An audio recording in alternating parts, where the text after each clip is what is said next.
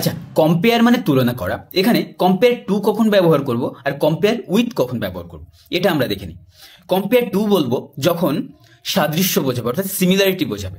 Compare to ব্যবহার করব যখন সিমিলারিটি বোঝাবে।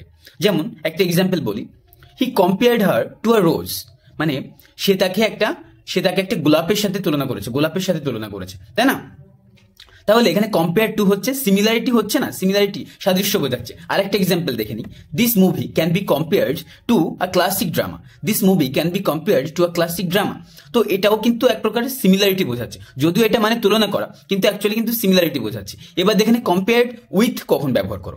কম্পেয়ার্ড উইথ আমরা তখনই ব্যবহার করব যখন তুলনা বোঝাবে দুটো জিনিসের ভেতরে ভালো মন্দ তুলনা হতে পারে, মিল অমিলের তুলনা হতে পারে। আর ডিটেইলস কম্পারিজন যখন করব, ডিটেইলস কম্পারিজন, সেক্ষেত্রে আমরা কম্পেয়ার উইথ ব্যবহার করব। যেমন compare your answer with mine, ঠিক আছে? তাহলে এইটা হয়ে যাচ্ছে compare with. This phone is expensive compared with the older model.